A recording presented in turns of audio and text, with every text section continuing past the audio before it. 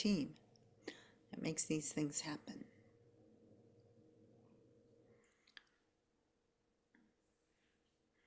We're going to start off with a little bit of a grounding and ceremony and a little journey into the elements of soil, because this is a celebration of soil and of all the wonderful things it can do for us for Earth Day. Charles, you want to begin? I'll start us off. First, welcome. I'm welcoming you from Mi'kma'ki, the traditional unceded territory of the Mi'kmaq people. And I encourage you all to put in the chat, or if you'd like to put in the chat, what territories you're on. So where I'm at now, it's springtime. It's beautiful. It's a beautiful spring awakening of the land. And everything's coming back. The birds are coming back and the fish are starting to run again. It's a beautiful time here in the land of the Mi'kmaq people, the land of the rising sun. So I'd like to ground us tonight.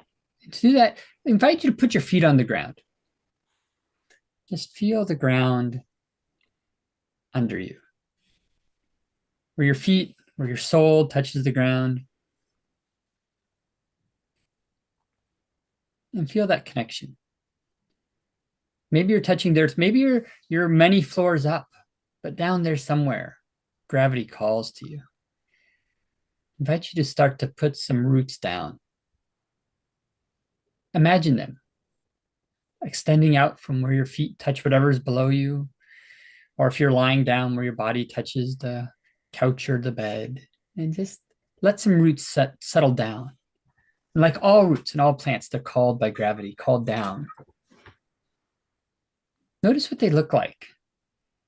Is there a color, texture,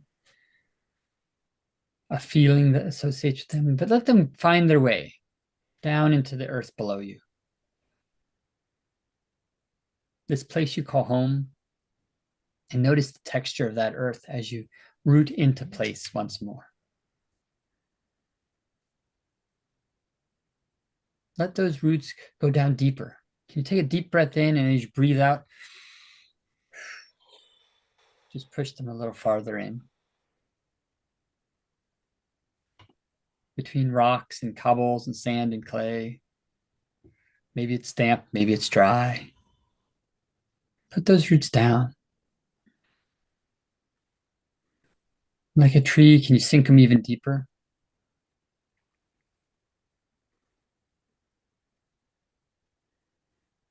And let them branch and spread out.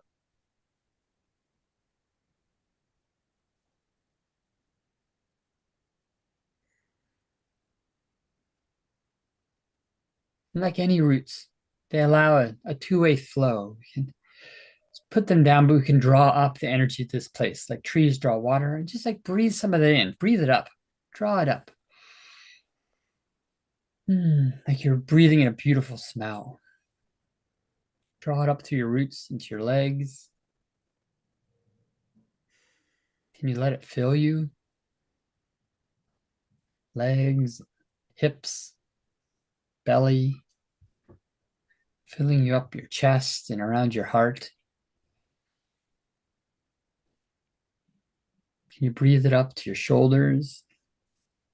Let it roll down your hands, your arms to your hands.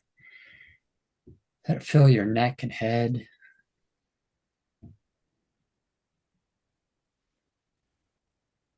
Just breathe it up. Let yourself be connected to the earth.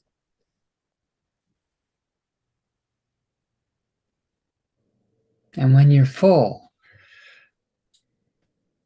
let it tendril out, unfurl, reach out like branches up into the sky, through roof and window, out into the air. Leaves or needles, catching sunlight or starlight, moonlight tonight. Maybe the wind is blowing your leaves, or maybe you're getting rained on. But draw some of that air energy, that sun, star, moon energy in. breathe that in through your branches and down, spiraling through your body and down into the earth.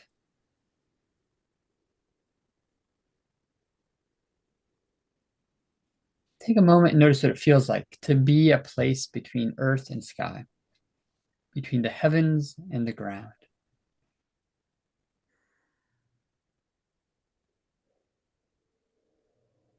How amazing it is to hold that place. So I'm going to say welcome, welcome grounded here to our Earth Day session tonight.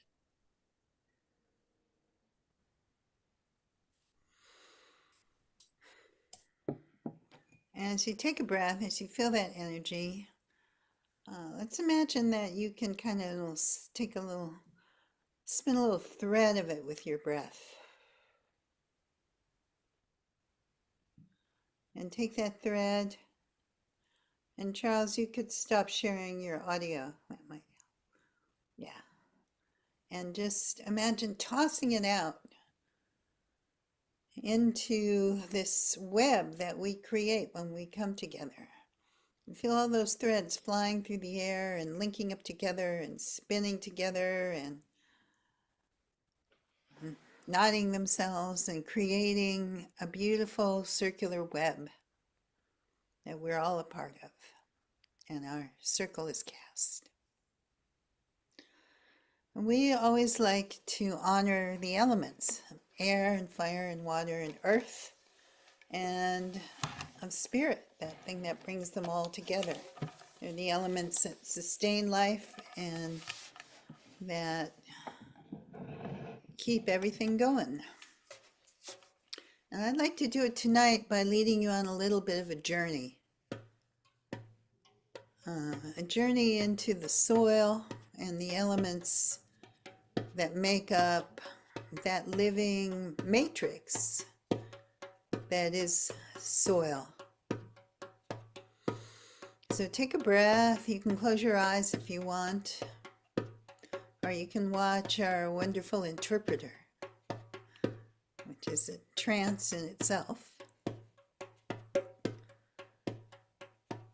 As you take a breath, I'd like you to think about your garden. If you have a garden, if you don't have a garden of your own, maybe there's a garden you love, or you've been in, or you've seen. And you know how it feels when you go out in your garden, you haven't been there for a while, you want to look at everything and see what's new. You might want to observe the plants, see what's budding out right now at this time of year. The trees are starting to leaf out. Some of the fruit trees maybe are blossoming. Things are coming up from deep in the earth. And imagine you can smell that wonderful smell of fresh earth. And just find a part of the garden that feels really fertile to you.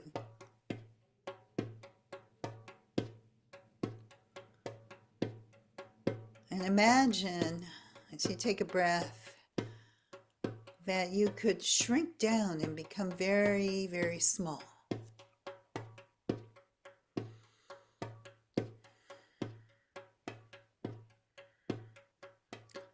Small as a bug, small as a worm, smaller than all of those things, small as just like a little particle of dust sinking down into the earth. As you do, let yourself become aware of the mineral properties, the earthiness of earth. You know, every soil on the world comes originally from some base rock, from its weathering away from air and water, from heat and cold.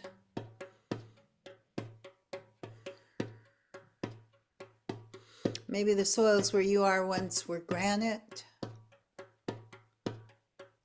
Maybe they're the sticky clay soils that have been ground between the continental plates.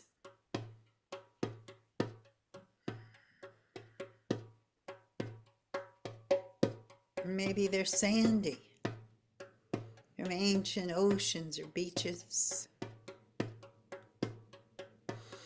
Whatever they are, imagine you could sink down into them and see them moving, opening, almost like an underground three-dimensional web of pillars and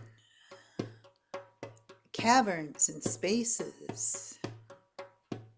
You know, if you've ever had the chance to visit some of the great caves, like the ones in Europe with the cave paintings, with stalactites and stalagmites and tunnels that go deep into the mountainside.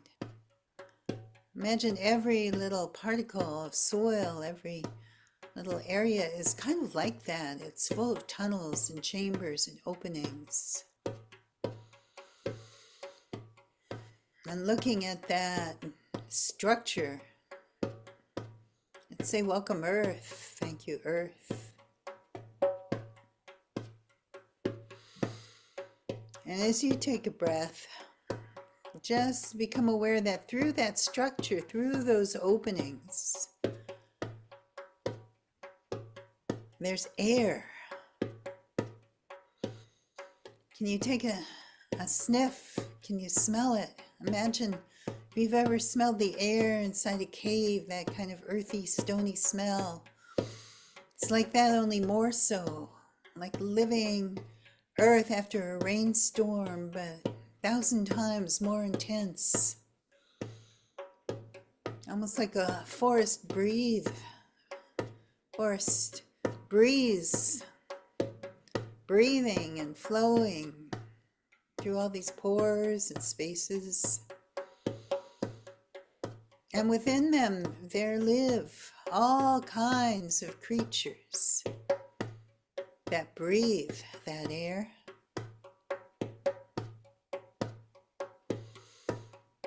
From little tiny bacteria to little sticky threads of fungi that wrap around the pillars and the columns and hold them together, that are sticky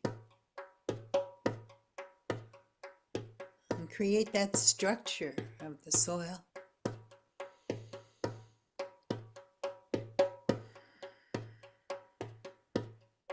And let's say, welcome air. Thank you, air. And then taking a breath at yourself, feel the fire,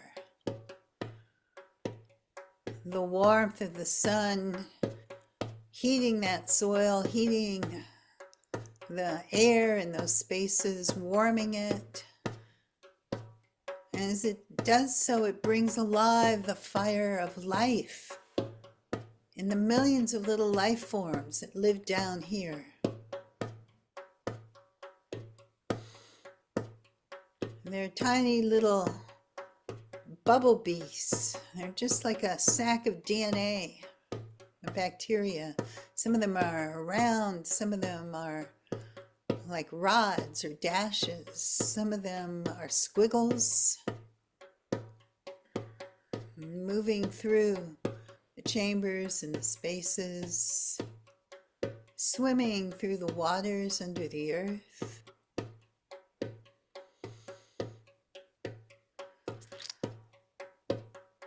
There's those weaving threads of the fungi.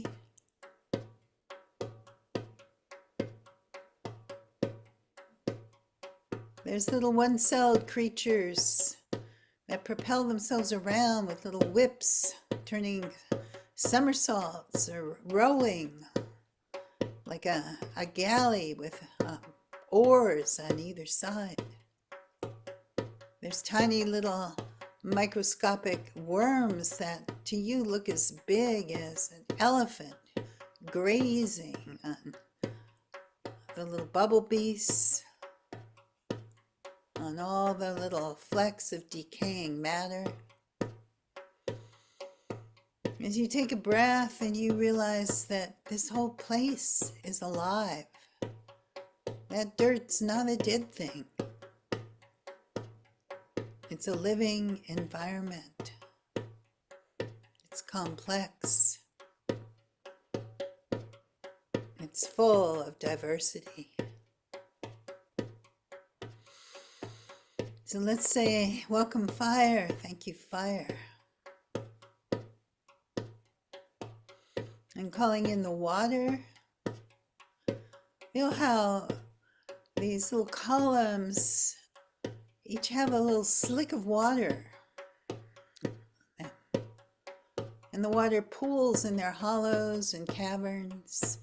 And each drop of that water is like a world holding all of those amazing creatures.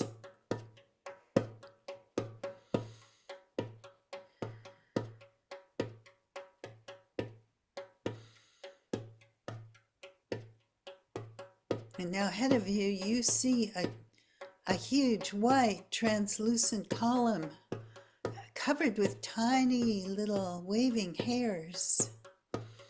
And the hairs are sipping in those pools, dipping into that slick of water on the columns. And each little hair is surrounded by colonies of living beasts. And into those little hairs there extend those weaving white threads of the fungi. It's like they clasp hands, each with one of those little root hairs, extending the reach of those roots, casting a wider net for water, for nutrients. And take a breath and let's say, welcome water. Thank you, water.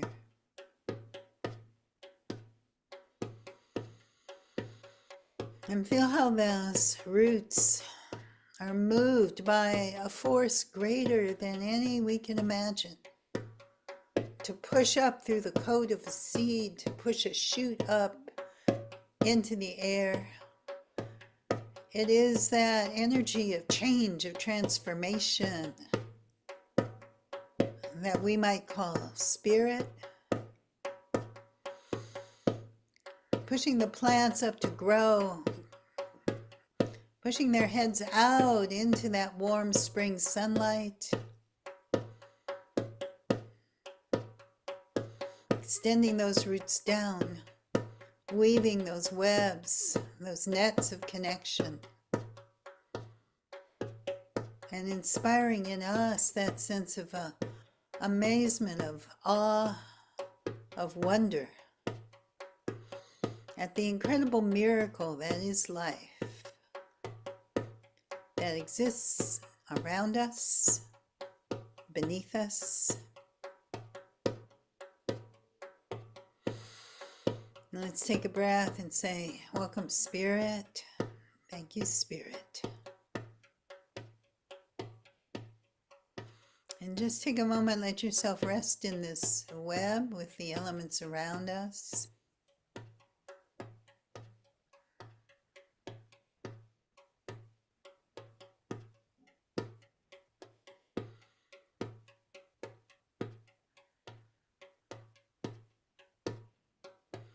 You know, Tom Robbins once said he thought human beings were merely a device created by water to transport itself from place to place.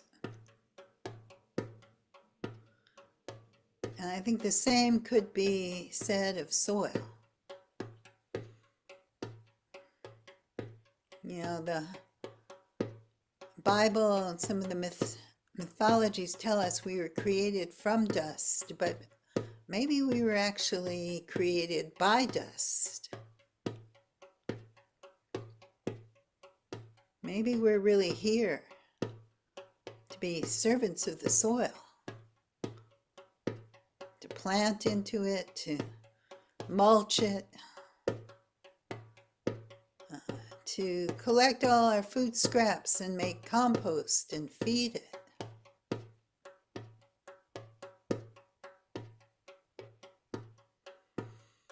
And just take a breath and maybe breathe in that sense of what it means to be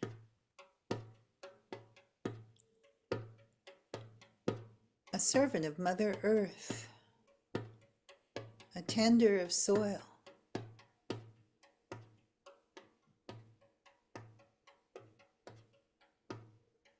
a midwife to the birth of plants, a caregiver to all of these beautiful creatures of the earth. And just take a breath as the drum fades away. Take a moment, look at your hands. Think of all those things that human hands can do. Maybe this is just something created by soil to enrich it, make it richer, tend it, care for it, protect it, and just feel your power to do that and be that. Blessed be.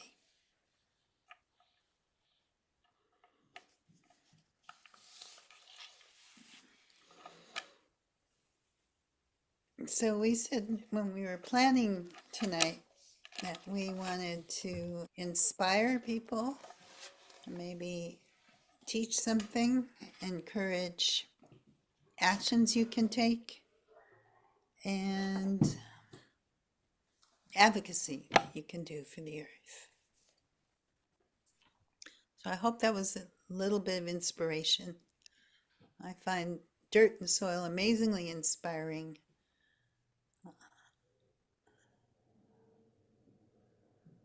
And I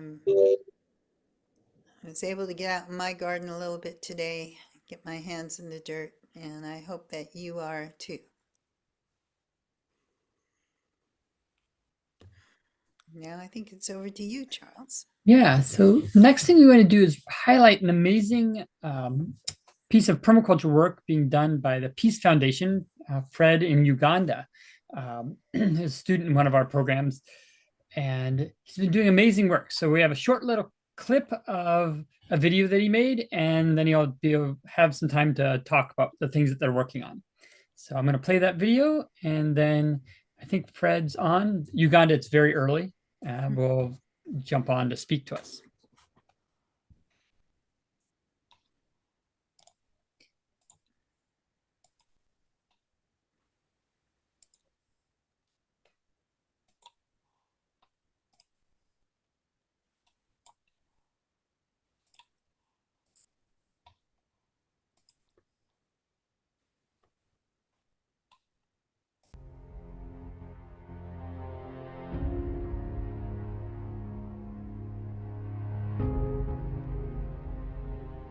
We are looking at how we can use permaculture education, permaculture initiatives to change people's lives. We are learning to live a permaculture way of life. We are learning how to care for the soil, manage water, create space, plant foods and vegetables using the 12 permaculture principles. Given the long time food insecurity and malnutrition related challenges, we are dealing with how to address this challenge of food insecurity through awareness, through demonstrations. As we envision a society where every household lives a life that is hunger-free, have access to food, and are free from malnutrition, especially children under 5 and pregnant mothers, who are the most victims of acute malnutrition. Of course, here this is associated with lack of food, but also sociocultural issues where the income that comes from the home is purely managed by men women and children do not access and participate in decision making about how this income is spent, for instance, on food.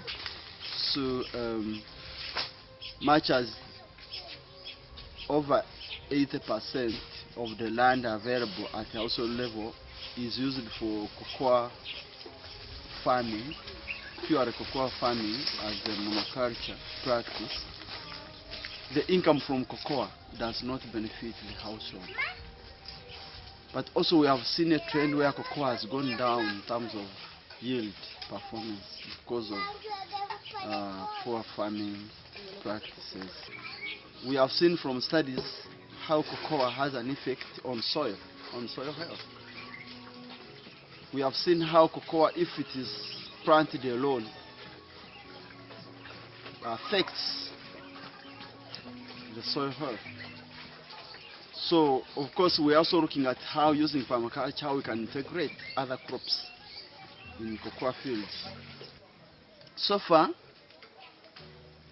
we have activities on food, banana growing, cassava growing, beans, soya bean, passion fruits for nutrition, some maize here and there, vegetable growing, and using the permaculture design principles, we are looking at how space can be created, how space can be maximized, and how the available and limited space can be an opportunity for abundance of food. The other issue is climate change, mainly floods, prolonged droughts, landslides, but also on the river banks you find that a stretch of the land is being taken by the water, by the river, by the lake. There are no interventions coming to the rescue of this, to halt this. Thank you so much, Fred Mugera, Permaculture, Education, Action, and Community Empowerment Foundation.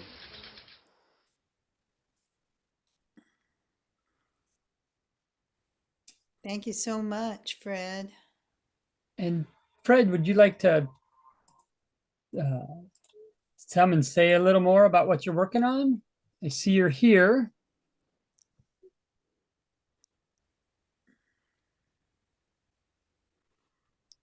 Hello, everyone.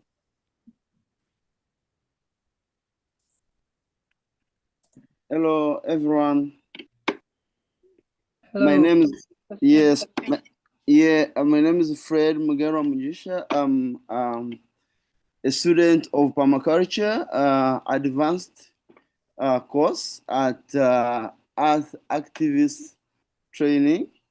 I'm honored to be here right now. I'm also the founder Permaculture Education, Action, and Community Empowerment Peace Foundation. Peace Foundation is a grassroots community-based organization that works with a cluster of other farmer groups in the district and also individual households to transform communities and provide information and knowledge on permaculture. So as Peace Foundation, we are looking at how we can have a hunger-free society where everyone and every household is free from food stress, free from malnutrition, and where every soul is considered important.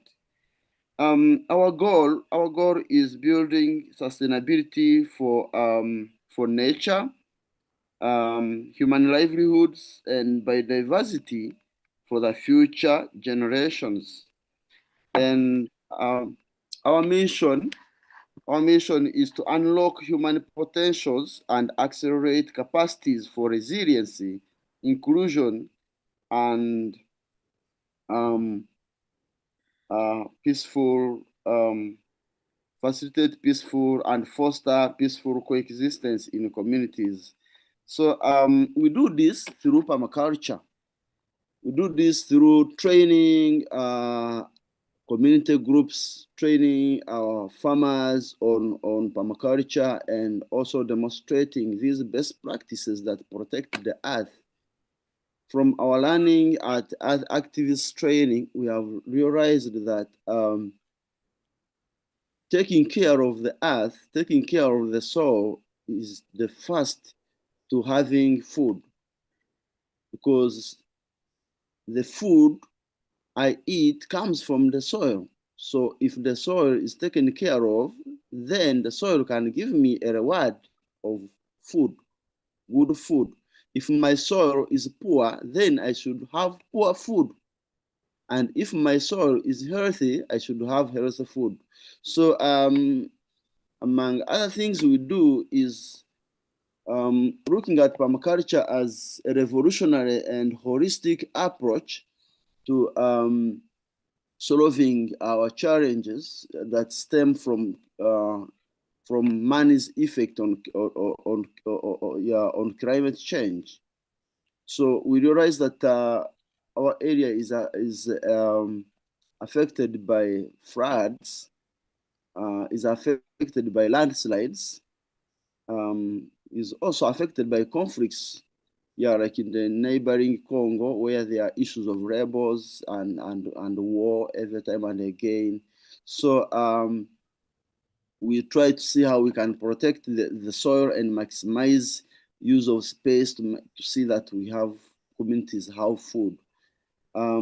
We are supporting the pygmies, the Batwa. These are people that were displaced from the forest some years back by government, and now where they live, there's no food. So we are trying to see if we can raise resources to support them and generate food to support them, because the pygmies is a small proportion of people, but also marginalized to the extent that they have no land.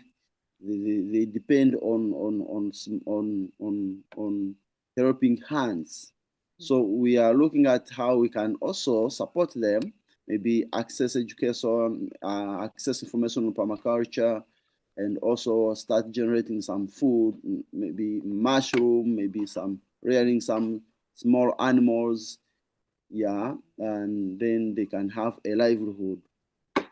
So at Peace Foundation, we are looking at also if we can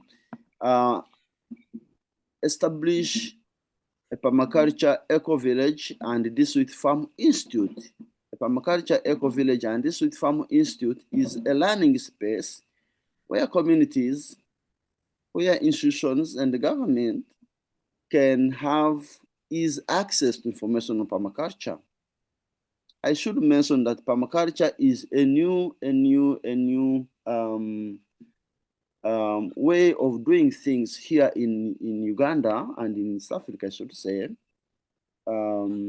Whereas traditionally we had our grandparents had the indigenous knowledge, the traditional way of doing things here in Africa, but over the years, the traditional knowledge was taken over by new ways, including spraying chemicals to make a living, and which are harmful to the earth, to the soil. So we are trying to get back to the roots and bringing some restoration and regenerative approaches that are linked to sustainability. And this can only be done if permaculture is given priority. Actually, last year we made a movement. We had engagement with the leaders where we started an advocacy to plant trees everywhere, but also to abolish the use of chemicals in gardens here. So the district and the sub-counties adopted a policy to abolish spraying of chemicals, such that the district is now moving into organic farming. And we look at establishing a farm institute where we can have these practices learned, accessed, and adopted by communities. Peace Foundation cannot do its work only without getting closer to the entire community issues. We are having issues from the community where we want to be close to the communities, like in terms of garbage management, making community making community learn and appreciate how to recycle some of these waste in the communities, and seeing how to turn them into valuable resources and assets. We also realize that there are stereotypes, there are gender issues in the community, and these gender issues affect girls and women much more than men and girls. So we have a sponsorship program where we provide small money to enable girls who are not able to go back to school after their primary 7, after their secondary. They are not able to go to school. They keep in the communities. So we contribute some small money. We collaborate with the parents, with the guardians, with the families to see that such girls go back to school by providing small money as a sponsorship program. We have rivers here, we have the lake, we have the mountain, but when it rains, there are issues of floods. So we are looking at how to protect like rivers, river banks by planting trees so that when it rains, they are not taken soil erosion. The soil is protected actually. Fred, Yes. we're going to have to continue on, but how can people get a hold of you, or how can they support you? What are a couple ways that they could, I put your contact in the chat, but are there other ways that people could contact or support you? Yeah, we are looking forward to collaborations and having partners who have interest and the heart of supporting us to reach out to the pygmies I've mentioned, to reach out to these, addressing these community issues I've highlighted, and also establishing a farm institute or an eco village where this learning can be easy for the people to access. So we have our email, which is I think Charles is available with you, and also we have our WhatsApp. The WhatsApp seems to be easy, like in delivering instant messages, and also we can have discussion. We can have discussion with individuals, with a group, or with partners and institutions, and we can agree on how we can use and allocate little resources and donations we get. We are already registered with the district. The district is appreciative of what we are doing, and they're looking forward to seeing us move into entire district. Yeah. So I've been impressed with all the work that Fred's been doing in Uganda with the pygmies and refugees coming in from the Congo, to digging ponds and getting fish in, and establishing bean growing and kind of land access for folks. So he's been doing amazing work. I encourage folks to check out some of the stuff he's been doing on his YouTube channel, which I haven't put, but I will put a link in here to see more about what he's doing and the Peace Foundation is doing in Uganda. But we're going to have to continue on. Thanks for getting up so early, Fred. I know it's like 4:30 in the morning or something where you are. So much appreciate you jumping on. Yeah, thanks, Fred. It's so inspiring to hear about what you're doing there. And I feel just so grateful. I'm proud that we can help support it. And that's one of the things we do with our diversity scholarships is We can make our courses available to folks like Fred. We've had other students from Africa and from indigenous communities here in the US. One of our core uh, teachers and administrators is from Standing Rock, who's been doing awesome work there with the community. We were able to bring a wonderful student down from Alaska who's working in food security with 6 different villages there. And now this summer she's going to co-teach at a earth activist training that we're going to do at an eco village in British Columbia. So it's the support we get from people like you that helps us make these tools available. And that's really, that's really the great satisfaction that we get from being able to do this work. Thank you. Yeah. And now I think we're going to go more into detail about what people can do, right? We have, I think, some talk of sheet mulching. Some practical things you can do in your own garden. Are we ready for the video? Or do you want to say more about sheet mulching? Well, just this, there's many techniques for building soil, from composting to sheet mulching to compost teas to cover crops. We teach a lot of them in our courses, but what you're going to see here is just a quick little mini lesson on a way that you can jumpstart a garden pretty quickly. And then we'll have some time for questions afterwards and for you to bring your garden questions or your soil questions. We'll see. We like to think of ourselves as sort of the Dear Abby of the compost pile. You can bring your problems to us and we'll give you advice. Yeah. Thank you. All right.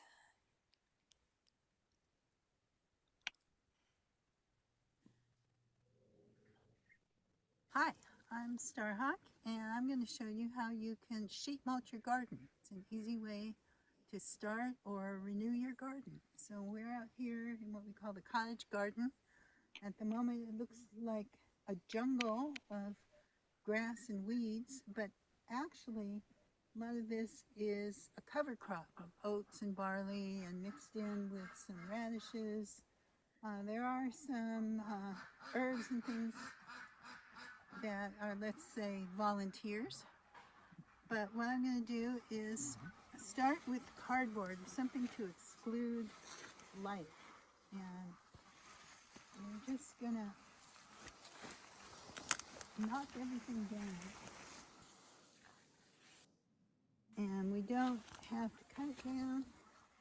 We're just going to trample it down.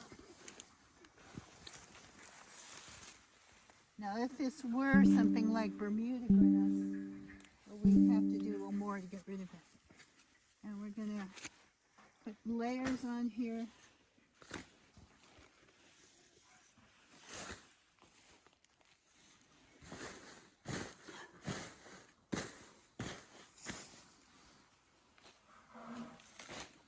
And overlap it. This bed doesn't have much of a slope to it, but if you do have a bit of a slope, you want to overlap it the opposite way of shingling a roof. So if you're shingling a roof, you'd overlap from the top to the bottom so that it sheds water. And when you're sheet mulching, you overlap from the bottom to the top so that the water will go in and infiltrate. And this cardboard's all pretty wet. If it was dry, I'd probably wet it down. Okay.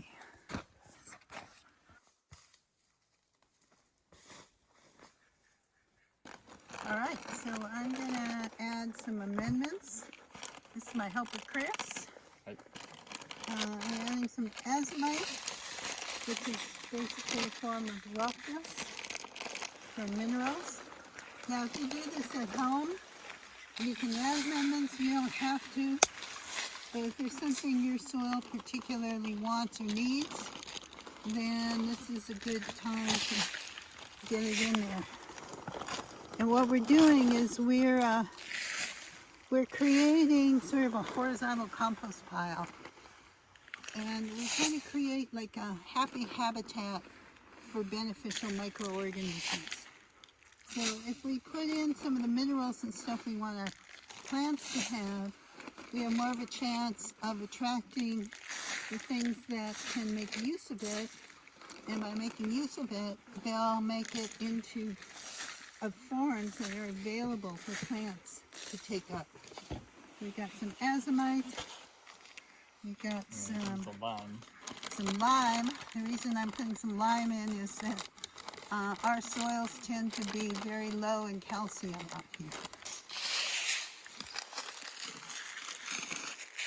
And finally, we'll throw in a little fish meal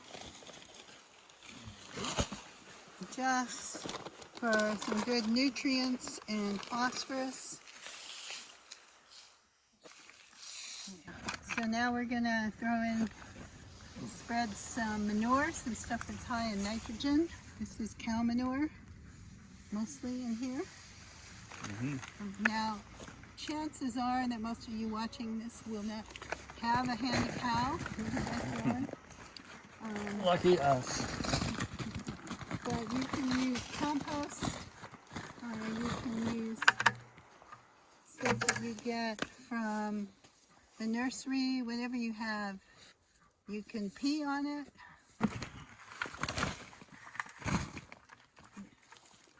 And ideally we want to get it all over, covering all the cardboard.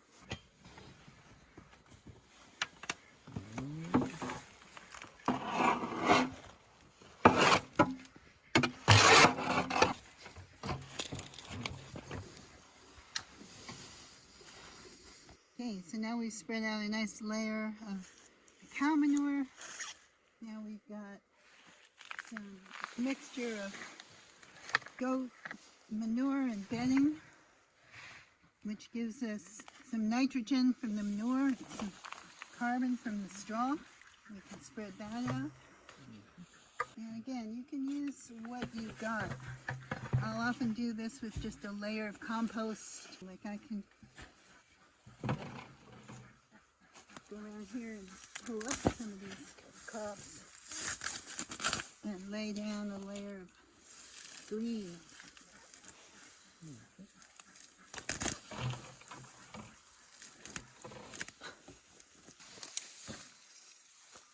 And the last layer, we put something high in carbon. Like here, we're going to put a nice straw. Yeah, nice thick layer of straw.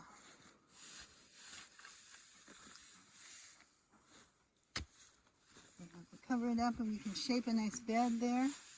And then later I'll come back with more cardboard and maybe something like wood chips to delineate the paths. And you could actually like dig through the cardboard and plant like a perennial or a tree or a bush right into this. Or you can let it sit for a little while. I'm going to let it sit for a week or so at least, and maybe come back and plant some tomatoes. You could put a layer of compost on the top and sprinkle it with seeds and plant some seeds. But you can very quickly do a big garden like this. You just need a lot of materials. So this is a sheet mulch we laid down in January with, again, some cover crop grasses in here. And just see what's happening. All this white stuff is full of mycelium. It's full of little roly-polies which eat decaying matter, are good in your garden. It's full of life. And we've got things growing in here like this nice little tree kale. And as now that we're getting a little bit warmer weather, we can come in and start planting up these beds. So that's a little bit about sheet mulch. And that's one of the things, you know, for Earth Day, if you want to do something for the earth in your garden, that's a simple thing you can do. Building soil is helping the earth's healing, and it's helping to take carbon out of the atmosphere and put it in the soil in the form of humus, which is soil organic carbon. where it helps plant growth, it helps hold on to moisture and water and nutrients, helps the tilth of the soil, it does everything good for your garden. So thanks for joining us and joining Earth Activist Training for a little bit of what you can do for the Earth for Earth Day.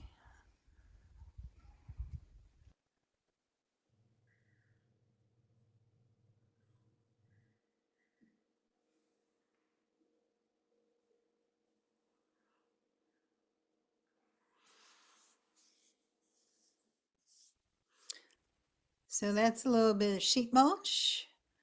And now Charles is going to talk a little bit about some of the ways you can assess your soil.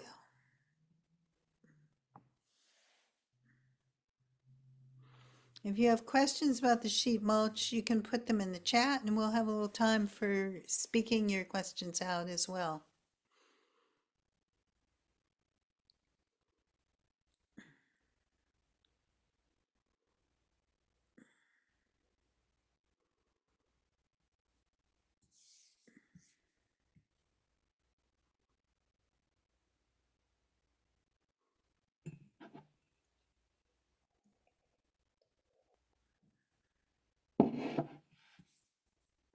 Charles, you're muted. Okay. I want to talk about what we can do to learn about our soils. One of the best ways to manage your soils is to know about it. So go out there and get to know about it. This is a simple test you can do in your yard, in your garden, in a field, anywhere that you've got soil. And it's an infiltration test. The way in which you do it is, and the reason why we do this is we want to know how much water, if it rains, are we getting a lot of water into our soils or is it all running off? Like how much of it is actually staying around?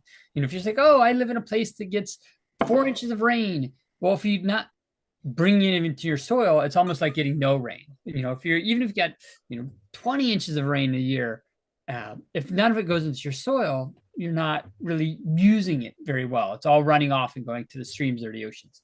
So let's see what we need. What we need for our supplies is we need a soup can. This is like one of the larger ones that sometimes you get like canned fruit or canned tomatoes in. It's the larger of the soup cans. A hammer, a small block of wood, a piece of plastic, some water, stopwatch. So we'll take the can, we'll cut both ends out of it. So now it's like a hollow tube, right? And we're going to draw a line on it. And the line is going to be, on the outside, we'll draw a line that's 3 inches up. So 3 inches. And then on the inside, an inch above that 3-inch line, we'll draw another line. So we have 2 lines on our can. We'll clear a spot where we want to test the soil infiltration, how the water is going to go in. And then we're going to hammer the can into the ground using the block of wood. The block of wood is going to keep us from bending the can. We knock it into the ground to the level of that 3-inch line. So we're going to knock it in 3 inches down into the ground, which will leave you an 1.5 inches or so above. Okay. Then you press the soil around the edge of the can. This keeps the water from like running across the soil, then running down the edge of the can and giving you a false reason. So you kind of like just press the soil in around the edge of the can so it seals against the can.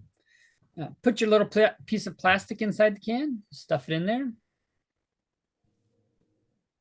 And then we're going to fill water. We're going to fill the can up 1 inch. So we'll get 1 inch of water standing inside that can. And that's why we drew the line on the inside, so you can see that 1-inch line. But you fill it up. This is about 3/4 cup of water or a little more to get 1 inch in a large can. And then we slowly, carefully, we're going to pull that plastic out. Pull the plastic out. Slowly.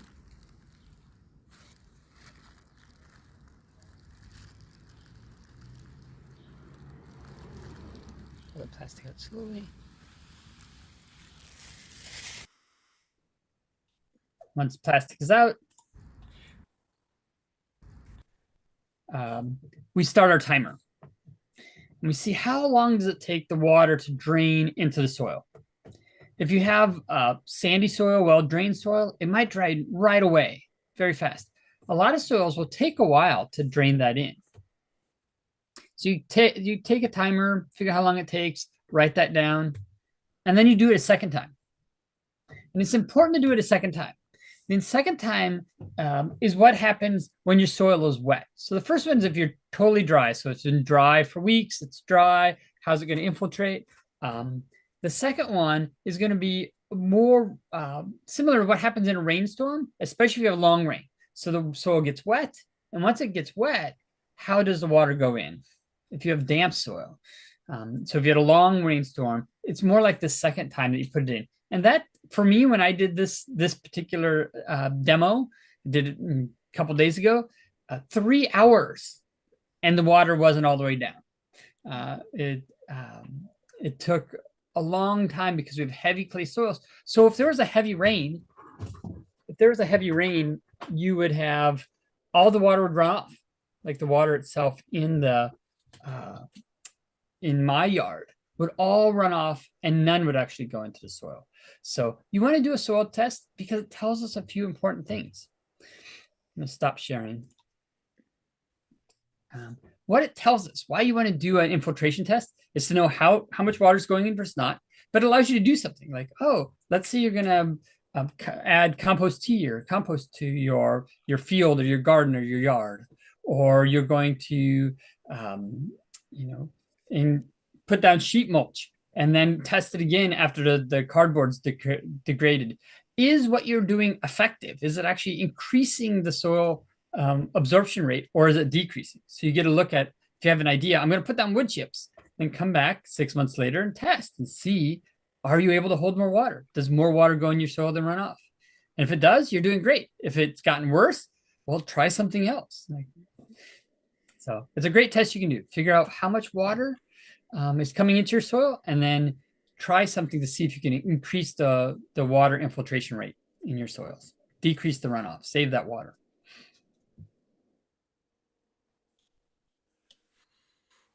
Thank you, Charles. That was great. So we have a little time now for your questions. If you have questions about what we've presented or something that you have experienced at your place, you can either use the raise hand feature or you can, let's get that. Larva. Thanks, everybody. So I have clay soil. Is there anything that you would add to that mulch sheeting specifically for clay? We say that almost no matter what's going on with your soil, it can be solved by chanting Om, O-M, organic matter. So I have heavy clay soil too, and it's that organic matter that's going to, over time, create the life in the soil that will open up those pores and will allow spaces for better drainage and will hold on to nutrients and will help improve the soil. What you don't want to do is people sometimes tell you, oh, you've got heavy clay soil, add some sand. It's like, no. If you've ever made cob, this building material we use, it's clay, sand, and straw. It's like the sand is the structure, then the clay packs around it. And you put the sand and the clay together, and what you get is kind of this thing almost like cement. It's impervious to water.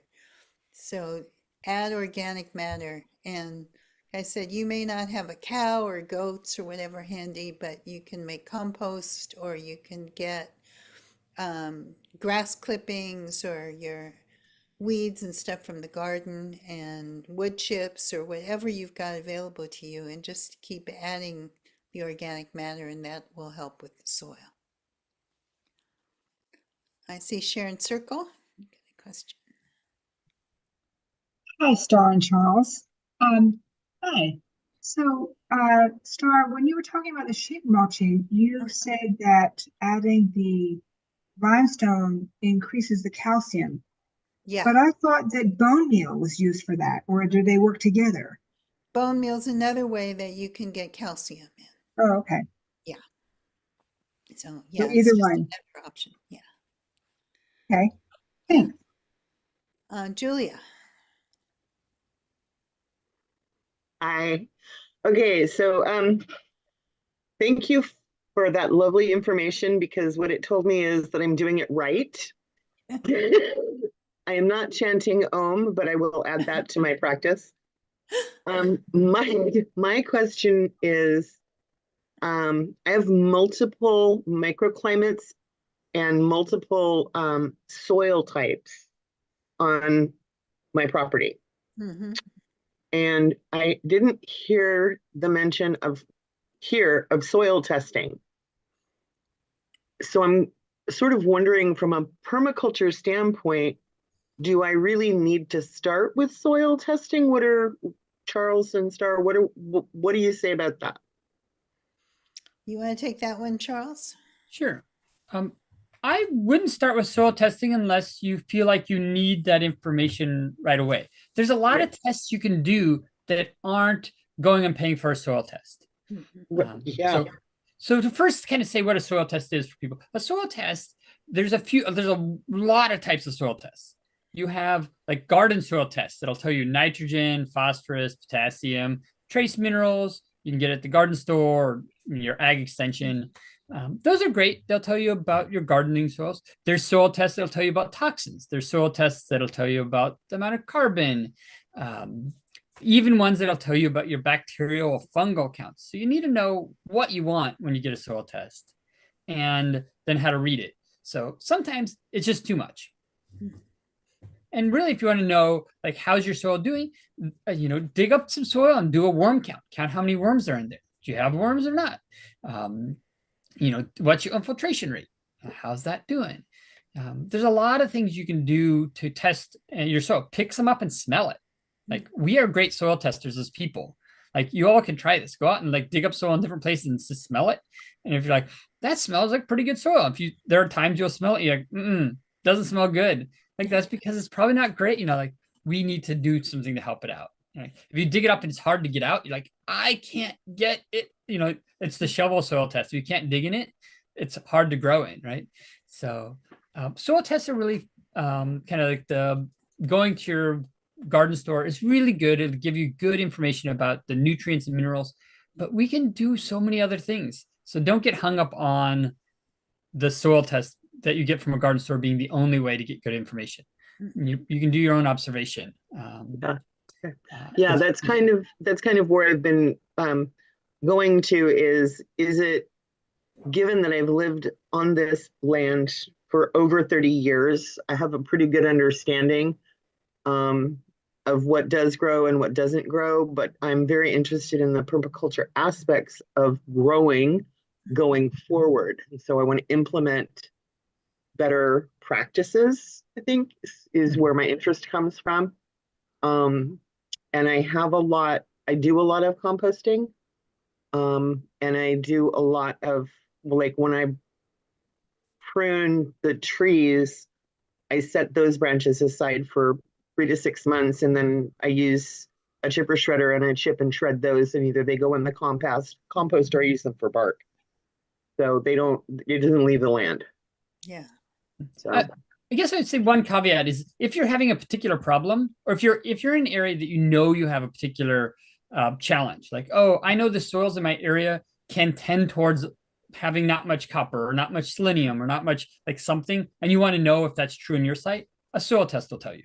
Or if you're growing particular plants that are having some issues growing and you've tried a bunch of things, you're like, I don't know, a soil test can sometimes tell you if you have a deficiency that you might not have known about. So if you have a problem, it can be a really good diagnostic. But if you're not having a problem, I don't know if they're critical for success. Thank you.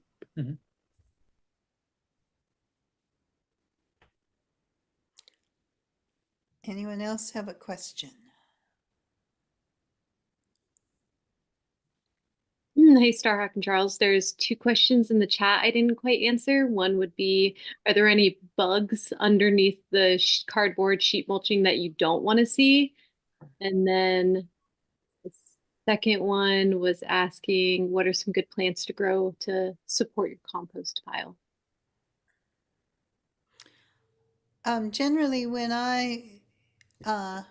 there are some bugs in the garden that will come in sometimes that I don't particularly want.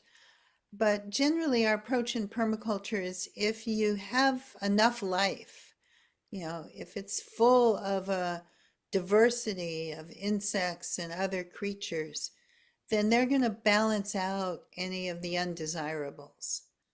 And so I tend to focus on bringing in like food for the insects, food for the microorganisms, different pollinators and different plants that are going to produce um, nectar and pollen and feed for the desirable insects, and kind of trust that then they're going to balance out any of the undesirables that might be there. If you're having, I mean, I would say in San Francisco, we are like the perfect habitat for snails. And so I find sheet mulching is sometimes a great way to encourage your snails to get visible, where you can see them and pick them off and do whatever it is you do with snails. But out in the hills where the land is that you saw there, it gets hot enough in the summer and dry enough that snails aren't the same kind of problem. So the sheet mulching works really well there.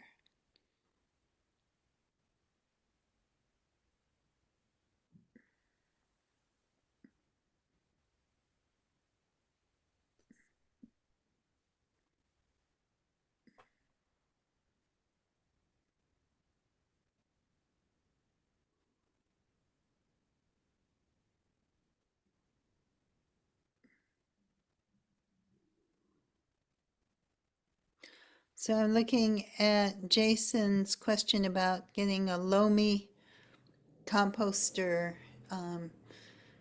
It's a small machine. I haven't ever actually seen one. I just have heard their commercials a lot because they tend to support a lot of the podcasts I like. Um, I don't I don't honestly know whether it's worth $400 to have a little machine that will compost for you. I suspect what they probably do is grind stuff up and maybe heat it. Don't know. But it's not that hard to do the composting on your own. If you have fruit flies in your compost in the kitchen, you could get one of those little bins that have a cover on it and keep it covered until you take it out. I have my compost, my little bin in a little compartment in a cabinet, mostly so the dog doesn't get in there, but it also keeps the fruit flies out. You can make sure to take it out more often and take it out to the big compost bin, and that might save you the $400. Yeah, On the other hand, if you have a really fussy people that you live with, it might be worth it, the investment. yeah.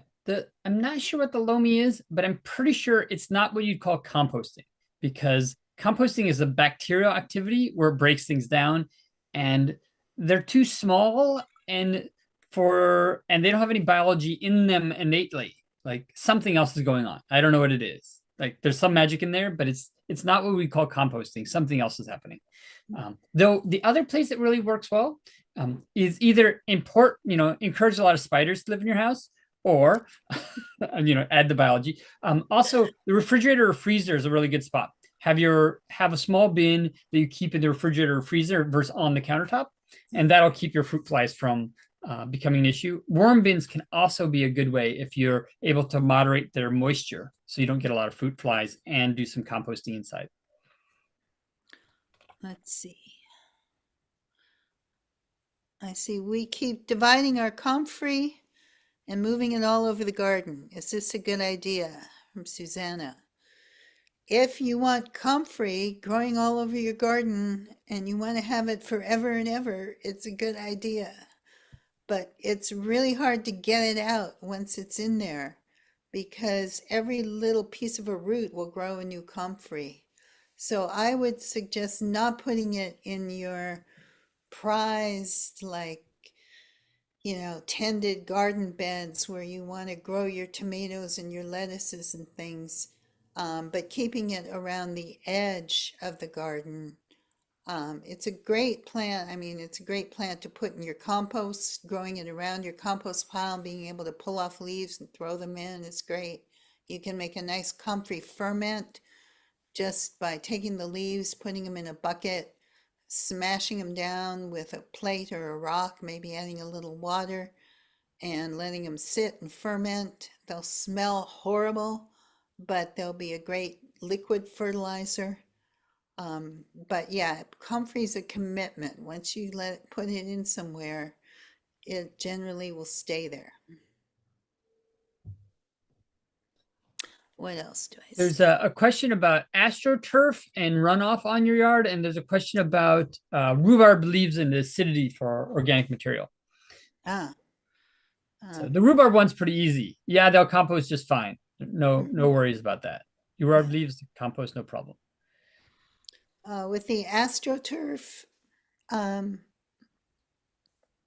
not sure how much is going to leach into that runoff water, but if you could put a little filter either, of some, like a little mushroom biofilter, or you could even put sort of like a little berm of compost between the astroturf and your yard, and the living microorganisms in the compost will probably break down whatever is leaching off the astroturf.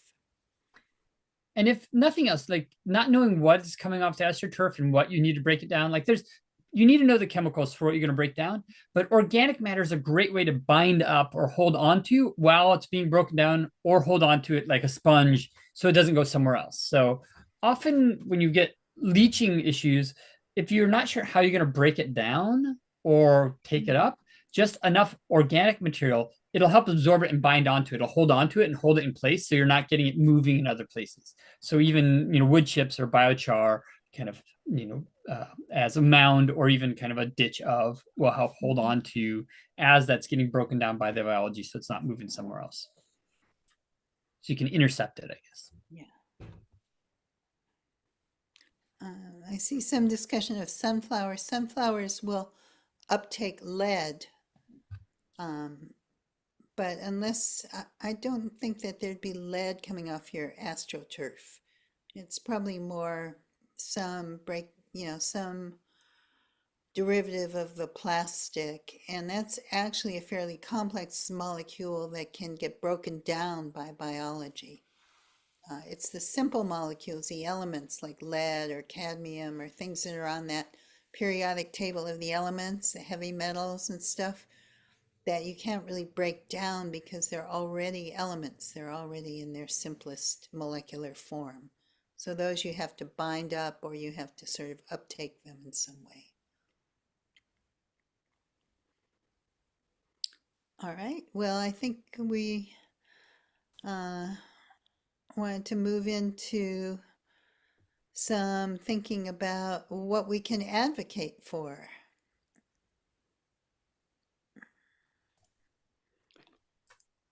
Okay. So there's the actions we can take by ourselves, and then there's the things we can come together and push for collectively. And I think right now with climate change, it's a vitally important time. One of the things we understand from a permaculture point of view is that there's too much carbon in the atmosphere right now. But it's possible to take that carbon out and to do something with it. And there actually is a technology that has been developed in a extremely long-term development program that will do just that.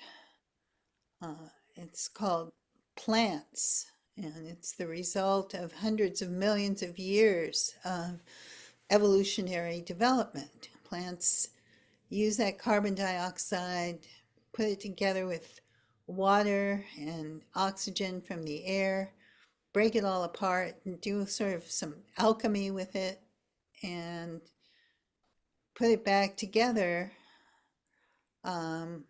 as carbohydrates. Those carbs we're always trying not to eat, but are actually like the basis of life, right? And release oxygen. And then those of us who are breathers, we take in oxygen.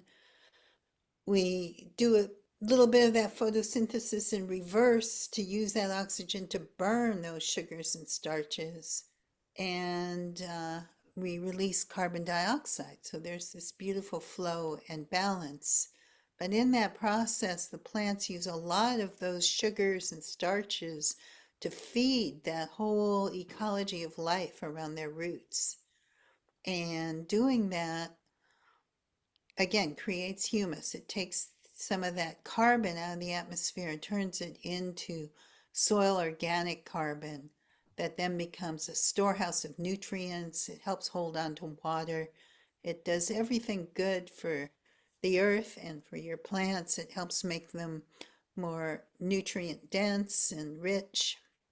And so we like to think about climate change not just as those carbon numbers, but as this whole process of environmental degradation, the real degradation of ecosystems on a global scale.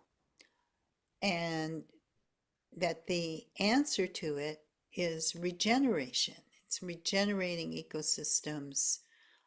It's using nature's methods like plants to restore the balance and replenish the soil.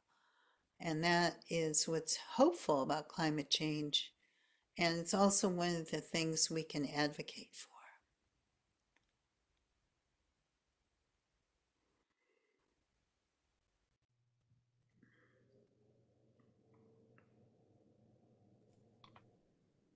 Do you want to have a little more discussion? Would you like to show them a little bit where they can learn more?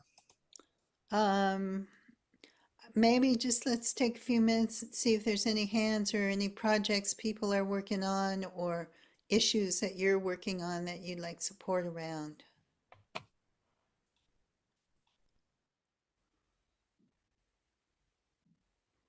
Or that you'd just like other people to know about.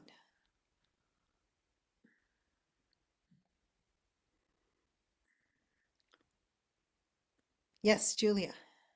So segueing into that, one of the things that I'm starting to look at is, again, over the last 20 years, the different zones. So when I moved where I'm living now, the zone for this area was a 7 to an 8. Now it's moved into a strong 9.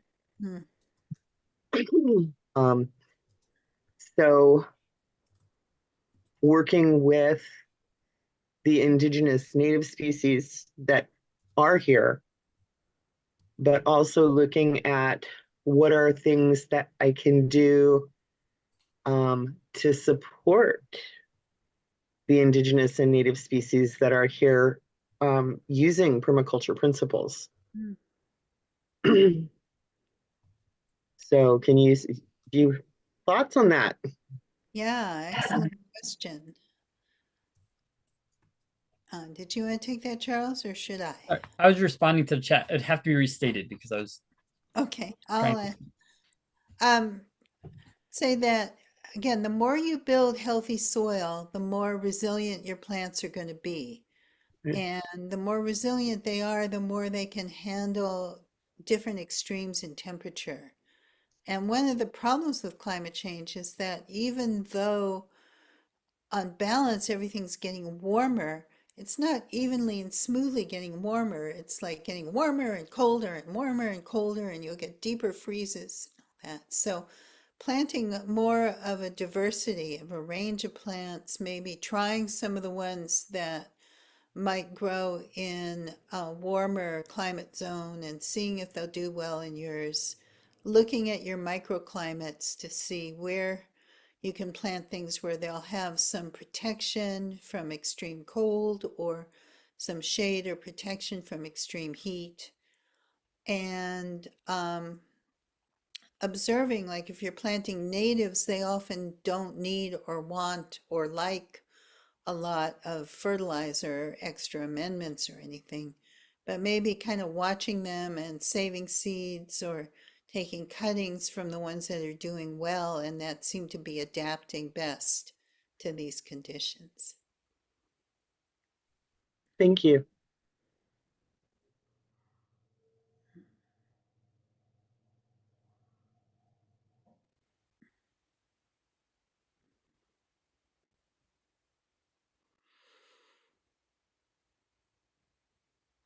Anybody else? I think we should move along then. We want to show you a little reel about where you can learn more. Okay.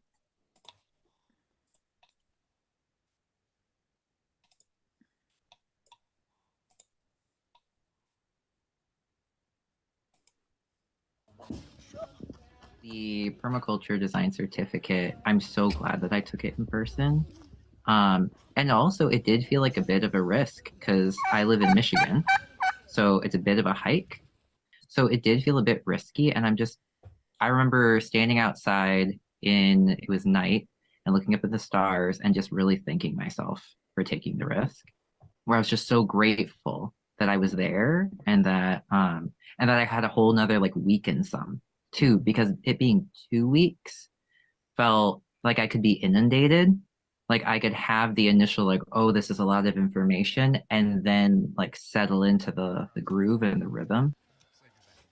The power in person was all the time we got to spend over meals and after class. Meeting the other folks in the class was really powerful, and seeing how many people were drawn to this work and all the different kinds of backgrounds and experience they were bringing to it, like, was more reassuring and hopeful for me than anything I've done in a long time in the climate space. It felt more whole body.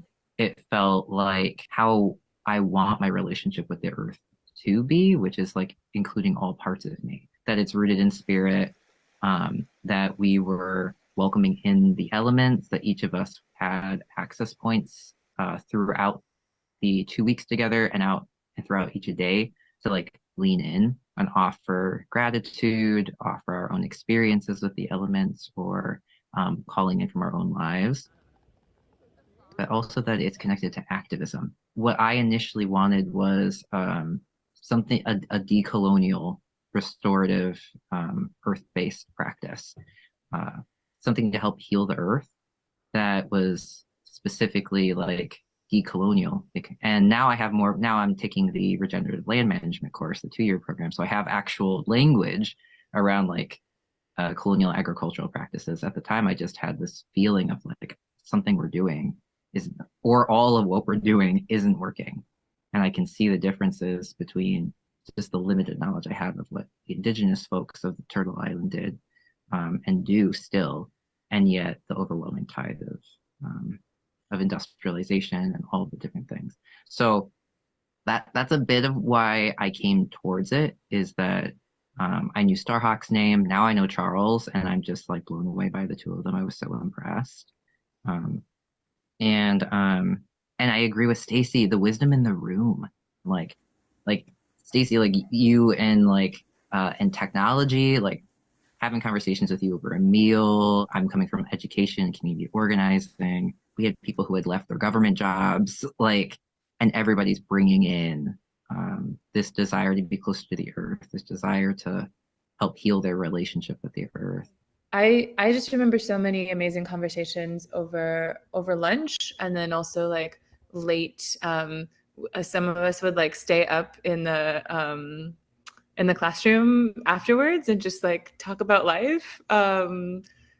Getting to know more about folks' different worlds and what projects they were working on, and seeing all of these possible connections, just being like, yes, I get to be here and share this space and share like possible future overlap with like so many amazing humans. And it really felt like we were all brought together there for a reason. One of the days I really think of is the day we made the Hugelkultur. And then that's when the Cobb dance party was happening. And then Peter brings out this mycelium playlist. And so we're all, and then I just walk up and I'm hearing like, hyphy for lifey, mycelium. Like that's one of the refrains in the song. And so people are just dancing in the Cobb. You were dancing, Stacey, I remember that.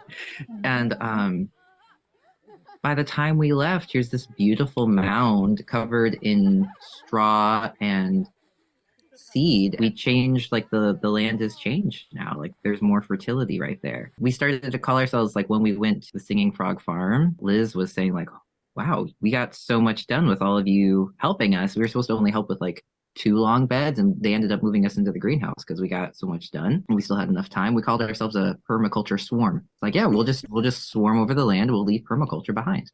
For me, really what it felt like, it was so hard to come back because it felt like I had this experience of being in a village, finally, which is what humans evolved to do, is to be in villages, to like wake up among people who see you and know you, and you feel seen by and you feel known by. And I felt seen and I felt known by like 20 plus people for 2 weeks. It's like everywhere I looked, people met my eyes and smiled. I remember we were playing the game. We created this game called Fairy Circus. It started from hide and seek, but then it was hide and seek with the seeker closes their eyes. It was wonderful. We created this game together. There was this one point, so we were creating a spell around it. Peter and I were writing a spell, and I looked up, and everywhere I looked, anybody who met my eyes smiled and was like happy to be there and happy to see me. And unfortunately, that's not my everyday experience, is to no matter where I look, somebody is like genuinely excited that I'm there. And so I think that that's part of what still also lives inside of me from that experience.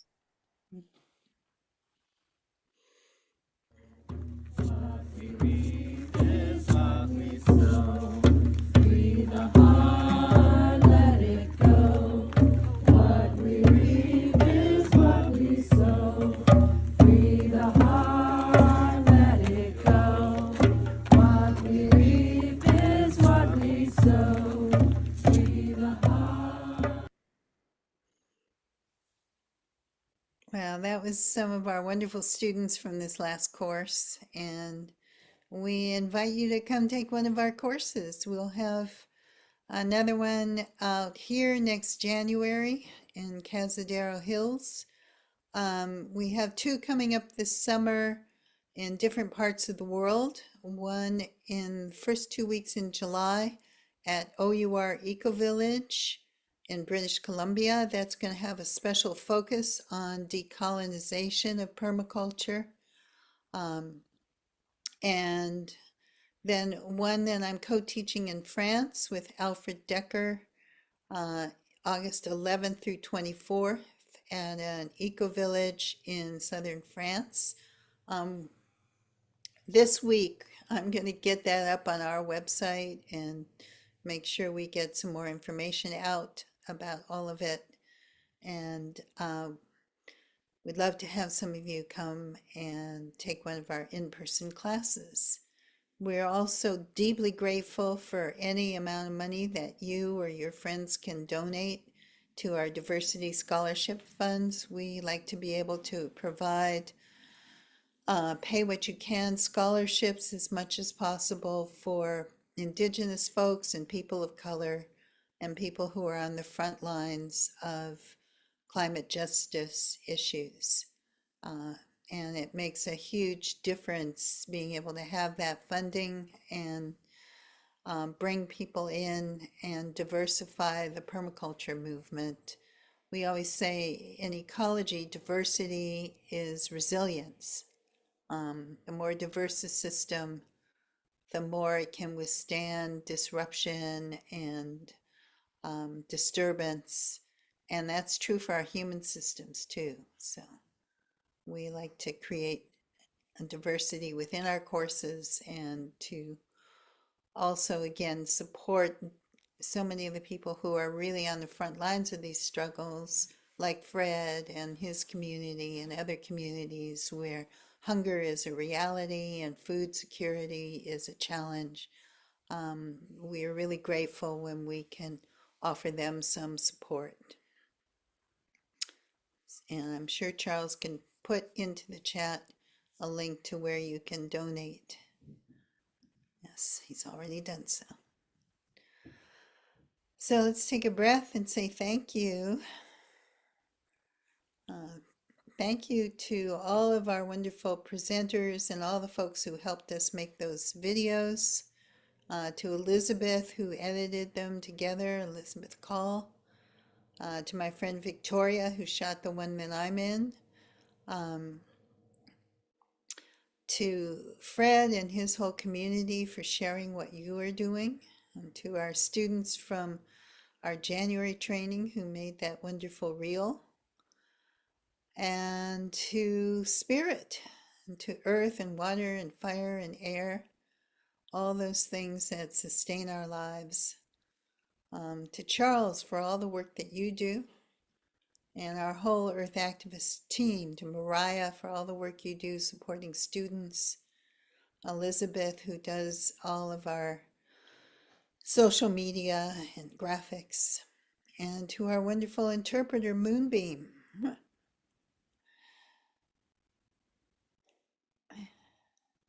Applause for such beautiful and lyrical interpretations of everything. And now we like to say our circle is open but unbroken. Merry meet, merry part, and merry meet again.